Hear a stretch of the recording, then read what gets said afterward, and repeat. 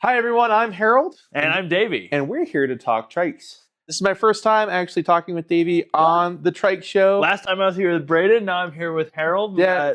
Both the two here. There you go. This time we're going to be talking about visibility on a trike. One thing to be aware of in visibility in general on a bike or a trike, you are going to be a lot less visible than you would be in a car. Yes. So one thing to keep in mind with visibility on a trike, you're going to be a lot lower than you would be on a bike or walking or otherwise while you're on the trail. And people already have a hard time seeing cyclists, like normal bike cyclists. Sure. That's a problem we hear about everywhere here, especially in Utah. We have trails ranging from big to small, trails that are designated, and then we have a lot of just on the road paths. You know, it's a lot of things that could be dangerous to you while riding, but we want to give you guys some options here to make yourself big, loud, and ready to ride out in the streets. So one thing you got to make sure of is that you want to be able to be seen by whatever car you're going to be going up against there. Having a flag, something that's going to shoot up your height on the bike as high as it can be, or even a seat height that's going to be higher. A lot of these trikes are going to have a low seat height of about maybe a foot off the ground.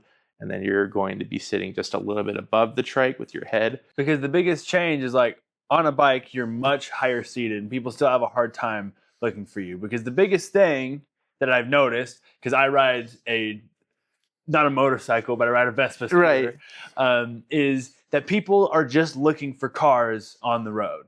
People aren't looking for cyclists, even though you're really high up and you have a little bit more visibility than you say would on a trike. People just aren't looking for you. So you have to make yourself as visible and as stand out as possible because people are scanning the road for a car, not for a cyclist, not for a tricyclist. You want to peacock a little bit. Exactly. You know, you want to have vibrant colors, either that you're going to be wearing or that your trike has, that your flag has. We have over 100 different flag options here, going from just your standard triangle flag to salmon flags. To salmon flags, to reflective flags, to so many different types that you can use to make yourself visible and also show off your personality. Right, of course. And then there's also reflectors that you can get. Reflectors are going to be installed in the spokes or on visibility points on your trike, like the back of the trike seat or on the back of a rack as well. Speaking of reflectors, there's also lights. Lights are typically known to be used for night riding, but getting a tail light that is bright and visible on the back facing traffic is going to help you be visible and be seen while you're riding. Because even on like a motorcycle or the scooter that I ride, one of the biggest things that I was learning as I was looking into buying one of those is that even just having your headlight on in the middle of the day does more for visibility than for sure. anything else, right? Like, so like most people just use their lights at night to be visible at night and also just to see, but it really is important during the day as well. We underestimate how much like lighting does in catching the attention. Daylight. Like you want to make sure that you're being seen or getting attention. Of course, we also have not really a bell. A car's not really going to hear that. This would be a bell that you would use on a bike would be more if you're going to be riding with other riders on a trail, making sure you're saving space for yourself. Something more like the Delta AirSound horn. I'd recommend getting one of those. Just if you want to make sure that no one's getting in your space, or if they are, you can just do a little tap in that horn. Because it's about as loud as an actual car horn. It is, absolutely. That's how you get a car's attention, is with a really loud horn like that. Absolutely. I know we've been doing a lot of talking about Delta trikes and tadpole trikes this week.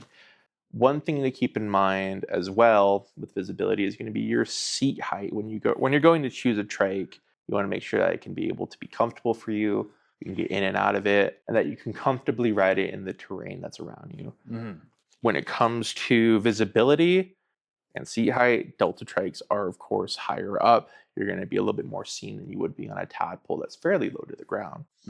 Like, I've ridden a bunch of different Deltas over the last couple of weeks, just comparing them back and forth, and like between tadpoles and Deltas, and the seat difference is kind of crazy. It's night and day. Yeah, like most people wouldn't realize until you sit on them, but you're much higher on a Delta than you would be on a tadpole. It's much more similar to the seat height of a standard bicycle. Right. So That also does a lot for making you more visible compared to something on a tadpole. You have to compensate more for that lack of visibility on a tadpole than you would. Other than the trike, as a rider, there are things that you can wear, that you can do to make sure that you're being seen. And there are proper road hand signals, and you can keep those as high up as you can to make sure that you're just flagging down the attention. I would even wear bright visibility clothing. I know they have those fluorescent vests out there that you can wear in order to be seen. And then, of course, getting a helmet. Your head is going to be the highest point up on a trike in most cases. So getting a fluorescent helmet. I think they even have reflectors that go on the back of helmets in some cases. So you can wear that as well, just to make sure that you're getting as much attention around you. Yeah, it's always keeping in mind of a driver's point of view. They're scanning for other cars. They're scanning at their eye level. So getting the most vibrant colors, like with a flag up near eye level, helmets, anything like that, just to get that attention is the most important thing. Absolutely. And then beyond just accessories and things that you can wear, there's also trike colors. We have a ton of different trike colors, from black all the way to neon yellow. So depending on if you want to keep it a little more discreet, or if you're trying to be as vibrant and we got options for you guys. Like as vibrant and as loud as possible. Vibrant and as loud as possible. Yeah. There's many different types, many different colors, and lots of different customizations as well. Okay. When it comes down to it, guys, we are talking about trike safety. We're seeing more and more as people are getting motors on their trikes and they're trying to figure out where to ride. A lot of the trails out there are going to have pretty strict speed limits. So we are seeing more people going out on the road. One thing that's always going to help you, if you keep it in mind while you're riding, is pretend that you're invisible. You can do as much as you can to make your trike seen and be as seen as you can, but it is also up to you to make sure that you're practicing defensive riding. You're making sure that you have mirrors. You're being completely aware of your surroundings while you're going. Because when it comes down to you versus a car, it doesn't matter who's at fault. It matters that you are the trike getting hit by a car. You're either going to be completely totaling your trike or putting yourself in serious grave harm. So be aware while you're riding. Do all of these visibility things, and that'll help you be safe. But the best thing you can do is be an aware rider. Yeah, because like as you were saying, as more motorized trikes hit the road, you're around more cars, and just more safety is needed. So it's really important to keep all of these things in mind. Have mirrors. It's not just to make yourself more visible. It's also to make everything else around you more visible. Right. Like you said, treat it like you're riding and you're invisible. Yep. You need to make sure you know that people are behind you. You need to know when people are in front of you. That's why lights in the dark are really important too, just so you know where things are as well. Absolutely. It's all about not just making yourself visible, but making everything around you as visible as you can. So that can also mean just like wearing sunglasses on a really bright day, making sure you can see well, wearing a hat that covers the sun, keeps the glare out of your eyes. Right. It's important to prioritize your vision as well as other people's. You don't want to be going visions out in the blind, because anything could be coming from around you. You know where things are coming from. Our purpose here today, guys, is not to scare you away from getting a recumbent trike or going out there. In a lot of ways, a recumbent trike is going to be a lot safer than a bike. We just want to give you guys a heads up to make sure you can be as safe as you can while riding, because a safe rider is a happy rider. Oh yeah, definitely. For sure. It's really important to stay safe so you can have a good time riding. And there's dangers with every new thing, so it's just good to know those risks and how to keep yourself safe.